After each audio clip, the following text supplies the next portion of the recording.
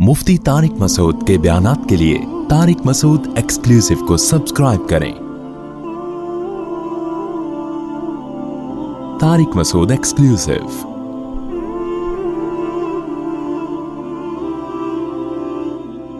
ये जो आजकल मर्दाना क़ुव्वत के नाम पे टोपी ड्रामे हो रहे हैं ना, तो जवान आदमी में कोई कमज़ोरी नहीं होती। जब होती है तो फिर हर चीज़ ही कमज़ोर होती है, एक साथ ही पूरी बॉडी कमज़ोर होती है इंसान की।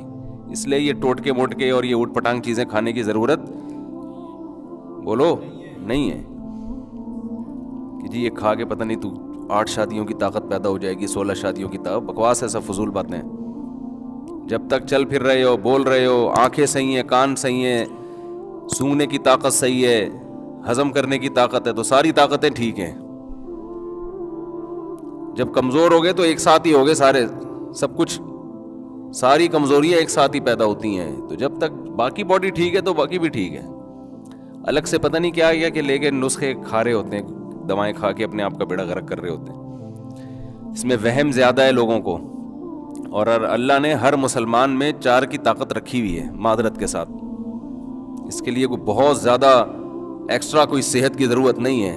मर्द को अल्लाह ने औरत से ज़्यादा पावरफुल बनाया इस मामले में। तो मर्द ही क्या है जिसमें पावर औरत ही के बराबर हो। एक औरत के लिए एक मर्द काफ़ी है, तो एक मर्द के लिए भी एक औरत काफ़ी है। तो दोनों में कोई फ़र्क हुआ फिर? तो आदमी किस बात का है भाई तू? बाकी करें ना करें वो आपका हेडेक है, वो मैं अलग टॉपिक है। वो तो मैं फिर सोसाइटी की जो ज़रूरत है, मुआशरे की ज़रूरत है, बेवा तलाक याफ्ता, वो तो मैं इस पे बात करता रहता हूँ। लेकिन ये जो आजकल है ना कि कमज़ोरी, ये ऐसे नहीं है ऐसे जैसे लोगों ने समझ लिया है। सब सेहतमंद ही हैं। हाँ, कोई खुदा न ख्वास्ता कोई शुगर का मरीज़ है, कोई एक्स्ट्रा कोई बीमारी है उसमें, तो एक अलग बात है। जब तक आप नॉर्मल हैं तो सब कुछ नॉर्मल है। इसके लिए हकीमों के पास, जो जाली हकीम होते हैं ना, उनके पास मत जाया करो, वो बेड़ा गर्क कर देंगे। जो पराठे हजम कर रहा है ना, रोटी हजम कर रहा है, गोश्त हजम कर रहा है, तो इसका मतलब सही है, फिर ठीक है। बाकी नफसियाती मसाइल होते हैं लोगों के साथ, उसको वो, अब एक आदमी को गलत कारियों की आदत पड़ जाए। लूत अलैहिस्सलाम की कौम को लड़कों से बदफेली की आदत पड़ गई थी, तो उनकी औरत में रग़बत ख़त्म हो गई, बीवी में रग़बत ख़त्म हो गई। तो ये जिस्मानी बीमारी नहीं थी, ये रूहानी बीमारी थी। इसका इलाज कोई दवाएं नहीं है। इसका इलाज है कि जो गंदगी तुमने आदत डाली है, उस आदत को छोड़ो, तो फिर अल्लाह हलाल में रग़बत पैदा करेगा। तो जो जानी लोग हैं, जिना करने वाले, बदकारियां करने वाले, गैर औरतों में दिलचस्पी लेने वाले, उनकी घरेलू लाइफ बहुत ख़राब हो जाती है। तो वो जिस्मानी बीमारी नहीं है, वो मेंटली एक डिस्टर्ब होते हैं। वो, उनको रोज़ाना कुछ नया चाहिए, अय्याशी उनकी मिजाज का हिस्सा बन जाती है। जैसे जो रोज़ मुर्गे खाएगा तो दाल अच्छी लगेगी फिर उसे, तो बैलेंस है ना, कभी मुर्गा खा लिया, कभी दाल खा ली। अब आप रोज़ाना ही मुर्गे फोड़ते रहोगे तो मर जाओगे आप। तो हलाल में अल्लाह ने एतदाल रखा है, हराम में एतदाल नहीं होता। जो हराम की तरफ जाते हैं ना, जिना करते हैं, तो वहां से तो बोर होते हैं, लेकिन घरेलू लाइफ उनकी बर्बाद। बेहयाई का सबसे बड़ा असर ये पड़ता है कि उसकी अपनी जो बीवी बच्चों की जिंदगी है, वो तबाह बर्बाद होती है। और कितने बुरे असरात बच्चों को जब पता चलता है हमारा बाप ऐसा है, बच्चों के दिल में बाप की अजमत नहीं रहती है। आप कहते हैं ना रहे अजमत तो क्या होगा भाई, आगे आपका बुढ़ापा भी आ रहा है। अभी औलाद को आपकी ज़रूरत है, कल आपको औलाद की ज़रूरत है, और बहुत जल्द है। बुढ़ापा कोई टाइम नहीं लगता, कराची में तो और जल्दी आता है। जो ग़िज़ाएं खा रहे हैं ना, ये जो हदीस में आता है ना, जवानी को बुढ़ापे से पहले गनीमत समझो, तो ये सहाबा के बुढ़ापे की बात हो रही है। हम लोग का जो है बहुत जल्दी आ जाता है, हमें तो अभी से गनीमत समझना शुरू कर देना चाहिए। देखो, 63 साल की उम्र में रसूलुल्लाह सल्लल्लाहु अलैहि वसल्लम के चंद बाल सफ़ेद थे, चंद बाल। सहाबा कहते हैं गिने जा सकते थे। ये सेहतें थी उस जमाने में। आज 40 साल के बाद आधा सर सफ़ेद हो जाता है। होता है कि नहीं होता? 40 साल के बाद ही यहाँ दर्द, वहाँ दर्द। आज मैं सुबह उठाऊं तो मेरी गर्दन इधर को मुड़ रही थी, इधर मुड़ नहीं रही थी, बड़ी मुश्किल से मोड़ी है मैंने। थोड़ा सा तकिया आड़ा तिरछा हो जाए तो सुबह बंदा भी आड़ा तिरछा होता है। یہ تو صحتیں آج کل.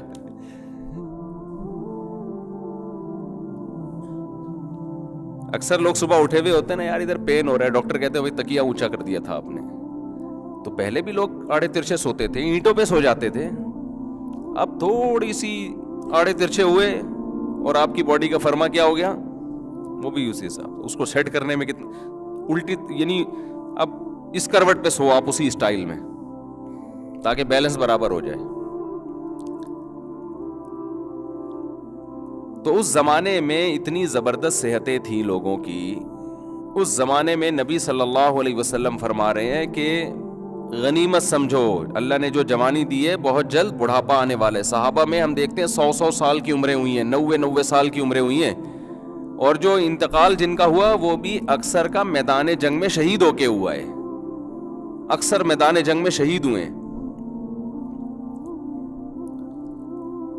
تو ہمارا تو بہت قریب ہے بھائی, ابھی بستر پہ لیٹنے کا ٹائم ہمارا زیادہ دور نہیں ہے. ہمارے میں ہم سب, صرف میں نہیں آپ بھی, آپ سمجھ رہے ہیں کہ شاید اپنے بارے میں مفتی صاحب رپورٹ پیش کر رہے ہیں. سب کی رپورٹیں ایسے ہی ہیں. تو یہ اللہ کی نعمت ہے کہ چند دن اللہ نے جوانی کے دے دیے, چل پھر رہے ہیں, 4 شادیوں کی باتیں کر رہے ہیں. کریں نہ کریں باتیں تو کر رہے ہیں نا. بڑھاپے میں تو وہ باتیں بھی زہر لگتی ہیں کہ کیا بات کر رہا ہے مفتی مولوی صاحب, کچھ اور نہیں آتا تمہیں.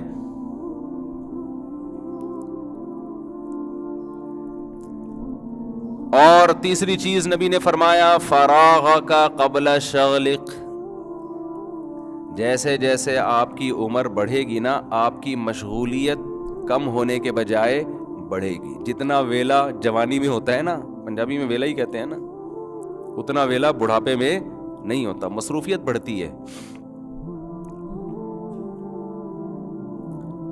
لوگ ہمیں کہتے ہیں پہلے تو آپ بڑے آرام سے مل لیا کرتے تھے, آج کل شارٹ ہی رہتے ہیں مارکیٹ سے. بھائی پہلے مصروفیت کم تھی, اب کیا ہے, پرانے دوست ہیں نا. تو یہ تو انسان کی جیسے جیسے آگے جائے گا مصروفیت اور کام بڑھیں گے. آپ کو بہت سے لوگ نظر آئیں گے, ہاں بیماری میں مصروفیت ختم, وہ تو پھر بیماری کی فکر ہی ایک مصروفیت بن جاتی ہے کہ اس کو ٹھیک کیسے کروں میں. اور آپ نے فرمایا غنا کا قبل فقرق. آج اللہ نے جو مالی وسائل دیے ہیں, عین ممکن ہے کل یہ نہ رہیں آپ کے پاس. ہم نے بڑے بڑے مالداروں کو دھڑام سے نیچے آتے دیکھا ہے. دیکھو 2 طرح کی گائیڈنس مل رہی ہے. ایک مذہبی گائیڈنس ہے جو لوگوں کو گائیڈ کر رہے ہیں, ایک وہ گائیڈنس ہے جس میں مذہب نہیں ہے, موٹیویشنل اسپیکر جو آج کل کر رہے ہوتے ہیں. خوب اچھی طرح ایک بات دماغ میں بٹھا لو, یہ جو موٹیویشنل اسپیکرز آپ کو گائیڈ کر رہے ہیں نا, جو مذہب کو نہیں مانتے, ان کی بات کر رہا ہوں. میں نہیں کہہ رہا ان کی ساری باتیں غلط ہوتی ہیں, ان کی ساری باتیں غلط, میں یہ نہیں کہہ رہا. بہت سی باتیں اچھی کرتے ہیں اور لوگوں کو ضرورت ہوتی ہے, لیکن ان کی بیس نہیں ہے. ان کو سکسیس کا مطلب ہی نہیں پتا ہے, کامیابی کا مطلب ہی نہیں پتا ہے. جس آدمی کو کامیابی کی ڈیفینیشن ہی معلوم نہ ہو, وہ آپ کو کیسے کامیاب بنا سکتا ہے؟ دیکھو جس کو صحت کی تعریف معلوم نہ ہو, وہ ڈاکٹر صحت دے سکتا ہے آپ کو؟ آپ کسی ڈاکٹر کے پاس گئے, آپ نے کہا میں صحت مند بننا چاہتا ہوں, میرا ہدف ہے. آپ ڈاکٹر ہیں, آپ مجھے صحت مند بنائیں. وہ ڈاکٹر یہ سمجھتا تھا کہ پڑھا لکھا نہیں تھا, وہ یہ سمجھتا تھا کہ جعلی ڈگری تھی اس کے پاس. وہ یہ سمجھتا تھا کہ صحت مند وہ ہوتا ہے جو موٹا بہت ہوتا ہے. تو اس نے کہا یار آپ تو 50 کلو کے ہیں, ابھی ایک 150 کلو کے ایک صاحب آئے تھے میرے پاس, وہ صحت مند تھے, موٹے تھے ماشاءاللہ, ایسے میز اٹھا کے نیچے مار دیتے, پٹک دیتے. تو ٹھیک ہے, میں اب آپ کو صحت مند بنانے کی فکر کر دیتا ہوں. اب آپ اتنے پراٹھے, اتنے برگر, اتنی بریانیاں روزانہ پھوڑا کریں, اور ہضم کے لیے یہ کارمینہ لے جائیں یا کچھ بھی چیز لے جائیں. اور آپ نے جب موٹے ہونا شروع ہوئے اور توند نکل رہی ہے اور ماشاءاللہ جاندار, تو آپ کہہ رہے ہو یار یہ ڈاکٹر ہے, اس کو سننا چاہیے. یہ ہے, دیکھو میں ایسا باریک سا تھا اور اس نے مجھے کیا بنا دیا, یہ زبردست, لمبائی چوڑائی برابر. اب لوگ مجھے کہیں گے وسیم اسکوائر, سمجھ رہے ہیں نا. تو عقل مند کہے گا بھائی اس سے تو پہلے 50 کلو کا اچھا تھا. آپ کہیں گے نہیں یار میں اتنا صحت مند ہو گیا, دیکھو میں 4 گنا بڑھ گیا ہوں میں. ہم کہیں گے ابھی جب تھوڑے دنوں میں تجھے بیماریاں آئیں گی نا, پہلے تو چل پھر لیتا تھا, ابھی تو سانس پھولے گا تیرا, تجھے شوگر تجھ پہ حملہ کرے گی, بلڈ پریشر کا مریض بنے گا, تھوڑے دنوں میں تیرے گردے ڈیمیج ہو جائیں گے, پھر شوگر بڑھنے سے تیری آنکھیں ضائع ہونے کا خطرہ ہے, یہ ہونے کا خطرہ, وہ ہونے کا خطرہ, اور وہ خطرات آنا شروع. تو اس کو پتہ چلے گا بھائی میں جس ڈاکٹر کے پاس گیا تھا اس نے صحت کا لیبل لگا کے میرا بیڑا غرق کر دیا. یاد رکھو کامیابی کی ڈیفینیشن صرف اللہ اور اس کے رسول بتاتے ہیں. کامیابی کیا ہے یہ کسی کے پاس ہے ہی نہیں. جب ہے ہی نہیں تو تمہیں کامیابی کی طرف لے کے کیسے جائے گا؟ آپ سمجھ رہے ہو یہ اس کی عزت اور شہرت, اٹ از کامیابی. یہ کامیابی کا دھوکہ ہے, یہ کامیابی نہیں ہے. شاعر نے کہا ہے نا, رنگ رلیوں پہ زمانے کی نہ جانا اے دل, یہ خزاں ہے جو انداز بہار آئی ہے.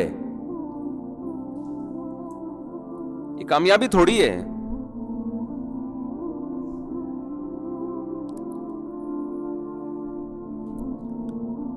کامیابی صرف 2 لفظوں میں, جس کا رب اس سے راضی ہے, خدا راضی ہے بس. کیونکہ کامیابی کی خزانے کس کے ہاتھ میں ہے؟ اللہ کے ہاتھ میں. تو رب کو تو یہ اپنی ڈکشنری میں لاتا ہی نہیں ہے نا. مجھے ایک بات بتاؤ, آپ کسی اسٹیٹ میں کسی ریاست میں ہو اور ریاست آپ کو جج بھی کر رہی ہے, حکومت ہے آپ کو دیکھ رہی ہے کیا کر رہے ہو, آپ اپنی زندگی گزارنے کا وہ طریقہ اختیار کرتے ہو جس میں جگہ جگہ گورنمنٹ کے لاز کو آپ توڑ رہے ہو, قانون کو توڑ رہے ہو. گورنمنٹ آپ کو کچھ نہیں کہہ رہی. کیوں؟ اس کا ایک طریقہ ہے کہ بھائی ایک پراپر طریقے سے سزا ملتی ہے اس میں. ایک طریقہ تو یہ نا, آپ نے سگنل توڑا اور فوراً ٹریفک پولیس والے نے پکڑ لیا. کچھ جرائم ایسے ہوتے ہیں جو بڑے جرائم ہوتے ہیں, ایجنسیز آپ کو چھوڑ دیتی ہیں کہ ابھی دیکھو اس کے نیٹ ورک پکڑو پورا ہے. بھائی ایسے ہی ہوتا ہے نا, ابھی اس کو ذرا باتیں کرنے دو, اور پورا نیٹ ورک جو ہے نا پکڑ کے ایک ہی دفعہ میں طبیعت سے چترول لگیں گے. اللہ تعالیٰ قرآن میں بار بار کہتے ہیں کہ میں نے بنایا ہے, لا تحسبن اللہ غافلا عما یعمل الظالمون. جو ظالم لوگ جو کر رہے ہیں نا, مجھے غافل نہیں سمجھنا اس سے. ظالم لوگ, ظالم سے مراد صرف انسانوں پہ ظلم کرنے والا نہیں, جو خدا کے ساتھ ظلم کرے, جو خدا کی مانے ہی نہیں. یہ موٹیویشنل اسپیکر زنا کے خلاف کیوں نہیں بولتے؟ یہ کیوں نہیں کہتے کہ گرل فرینڈ رکھنا گندی حرکت ہے, بھنگی چماروں والا کام ہے؟ یہ کیوں نہیں بولتے؟ یہ کیوں؟ یہ خدا کا مسئلہ, یہ ان کا ہیڈک تھوڑی ہے. زنا کو کون ناپسند کرتا ہے, ریاست یا خدا؟ بولو نا کیا ہو گیا میرے بھائی. یہ کیوں نہیں بولتے کہ زنا مت کرو؟ جو زنا سے بچتا ہے وہ کامیاب ہے, جو زنا کرتا ہے وہ بھنگی چماروں والی حرکت کر رہا ہے. گدے گھوڑے زنا کرتے ہیں یا نکاح کرتے ہیں؟ بولو نا. وہ نکاح تھوڑی کرتے ہیں. گدے گھوڑوں والی زندگی ہے یہ گرل فرینڈ. ٹیشو پیپر کی طرح عورت کو استعمال کیا اور بعد میں چھوڑ دیا. آپ کامیاب ہیں دنیا کی نظر میں, آپ کو پیسہ مل گیا, عزت مل گئی, آپ اسٹیج پہ کھڑے ہو گئے, لوگوں کو گائیڈ کر رہے ہیں, لوگ کہہ رہے ہیں بھائی کاش ہم بھی اس جگہ ہوتے. یہ بھول گئے کہ جس نے بنایا ہے, یا تو یہ کہو کسی نے نہیں بنایا, اے وہی بس ڈارون وارون جو دم بندر کی اور وہ سب مارکیٹ سے پھر دم شارٹ ہوئی. بندر یہی, وہ بندر کہہ رہا ہوں, ڈارون یہی کہتا ہے نا کہ دم تھی, پھر مارکیٹ سے دم کیا ہو گئی, شارٹ ہو گئی. نہ دم دے رہے ہیں نہ دم کے پیسے دے رہے ہیں. تو یا تو اس نظریے کے آپ حامل ہو جائیں کہ بس ایسے ہی یہ سب اتفاق سے ہے, تو ہم تو نہیں مانتے بھائی, یہ نہیں ہو سکتا, یہ نہیں ہو سکتا. خود بخود یہ سارا نظام نہیں چل سکتا. اور اگر کوئی کائنات کو بنانے والا ہے تو سب سے زیادہ ویلیو آپ کو اس کریٹر کو دینی پڑے گی جس نے اس کائنات کو اور انسان کو بنایا. اگر آپ اپنی لائف سے, اپنی زندگی سے اس کریٹر کو نکالو گے, آپ کامیابی کے فضول قسم کے دعوے کرو گے. دیکھو نبی صلی اللہ علیہ وسلم نے فرمایا کہ یہ جو دل ہے نا, یہ اللہ کی 2 انگلیوں کے درمیان میں ہے. جب چاہتا ہے جدھر کو چاہتا ہے پلٹ دیتا ہے. سکون کس کے ہاتھ میں ہے؟ خدا کے ہاتھ میں. آپ زنا میں سکون تلاش کر رہے ہو. میں سنتا ہوں بعض دفعہ موٹیویشن اسپیکر کے, آج کل تو آ جاتے ہیں نا سامنے, کچھ بھی دیکھ رہے ہو, 2 منٹ کی تقریریں آ رہی ہوتی, کہیں ان کی ڈکشنری میں خدا ہے ہی نہیں. خدا کو راضی کرنا, یہ ان کی لغت میں ہی نہیں ہے تو کامیاب کیسے ہو گئے بھائی؟ تم ایک اسٹیٹ میں رہتے ہو, ریاست میں رہتے ہو, حکومت کے قانون کو فالو نہیں کر رہے, یا تو بچ جاؤ گے اگر حکومت کو پتہ نہیں ہے, حکومت کو پتہ ہے تو پھر بھی بچ جاؤ گے اگر حکومت میں عدل و انصاف نہیں ہے. لیکن اگر حکومت میں عدل و انصاف بھی ہے, حکومت کی نالج میں بھی ہے کہ یہ جرم مجرم ہے, تو پھر تم جتنا کامیاب ہو رہے ہو نا, سمجھو اتنا ہی زیادہ ناکام, کیونکہ پھر یہ کامیابی ڈھیل کی علامت ہے. جیسے خفیہ ایجنسیاں بڑے بڑے مجرم کو چھوڑ دیتی ہیں, چھوٹے چھوٹے کو چترول لگا کے معاف کر دیتی ہیں. جو ملک کی ریاست کے باغی لوگ ہوتے ہیں نا, ان کو وقتی طور پر پنپنے دیا جاتا ہے. تبھی تو میں یونیورسٹیوں میں کہہ رہا ہوں, آج کل جو ملک کی بغاوت کی یونیورسٹیوں میں تحریکیں چل رہی ہیں, ان نوجوانوں سے کہہ رہا ہوں اپنی جانوں پہ رحم کرو.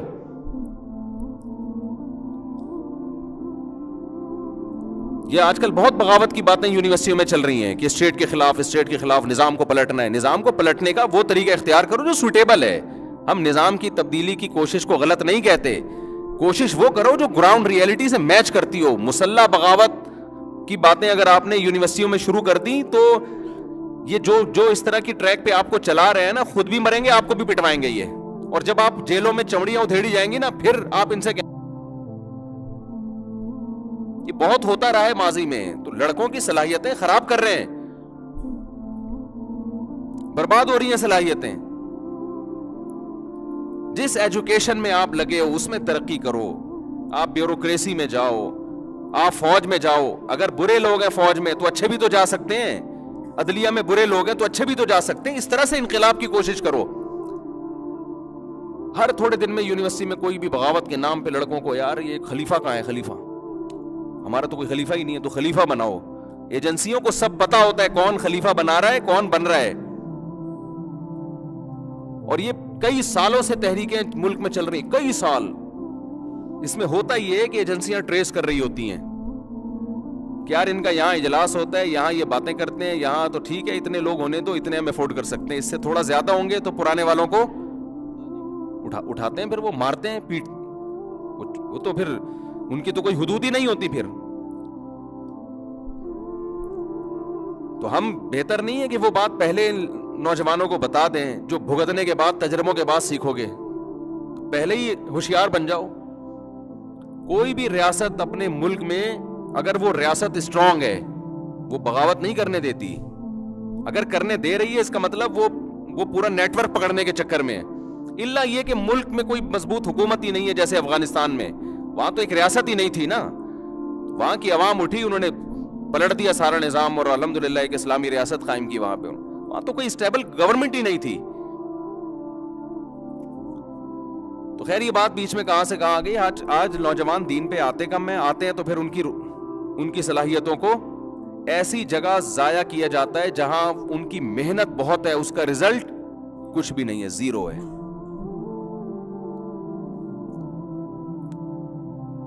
پھر لوگ ہم سے کہتے ہیں کہ آپ انقلاب کی باتیں کیوں نہیں کرتے. باتیں وہ کرو جو کر سکتے ہو, افورڈ کر سکتے ہو. خالی باتیں کرنے پر گورنمنٹ کی طرف سے کوئی پابندی نہیں ہے. کبھی چھاؤں میں بیٹھو تو ہم کچھ اور بہت ساری باتیں لے کے بیٹھے ہوئے ہیں, آپ کو بتائیں گے. کبھی چھاؤں میں آؤ, کچھ باتیں ممبر پہ بتانے کی نہیں ہوتی ہیں. یہ ساری گولیاں ہم نے بھگتے ہوئے ہیں. یہ جو ہے نا, یہ سارے یہ سب کنچے کھیلے ہوئے ہم نے. ایسے بے وقوف نہیں ہے کہ ایک دم سے ممبر پہ آ کے بیٹھ گئے. یہ سب چیزوں سے ہم گزرے ہوئے ہیں.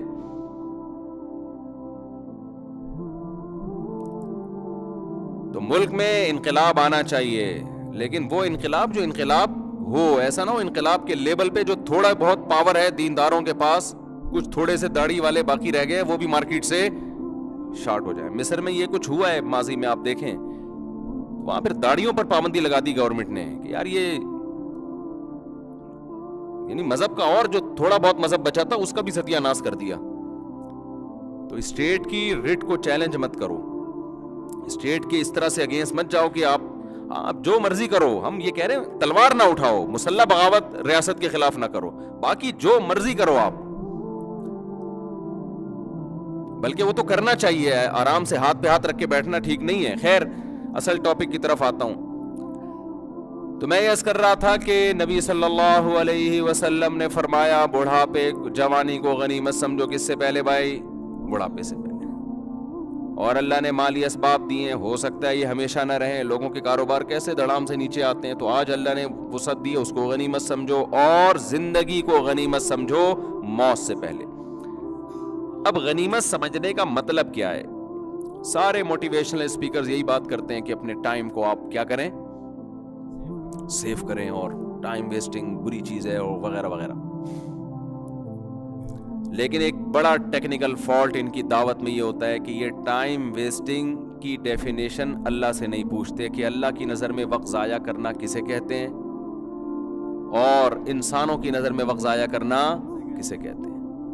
ایک آدمی زنا کر رہا ہے ٹینشن سے بچنے کے لیے, یہ ٹائم ویسٹ کر رہا ہے اللہ کی نظر میں. موٹیویشنل جو مذہب کو نہیں مانتے ان کی نظر میں یہ ٹائم ویسٹنگ نہیں بلکہ ریلیکس ہو رہا ہے. تو آپ جب کسی ریاست میں ہو, خدا کا قانون ہے نا, تو آپ کچھ بھی کر لو, آپ کامیاب اسی صورت میں ہو خدا راضی ہے آپ سے. کتنا آسان کر دیا نا اسلام نے, ہے بھائی. کامیاب کون ہے بھائی؟ جس کا اللہ راضی ہے, ختم. ناکام کون ہے؟ جس کا اللہ راضی نہیں ہے.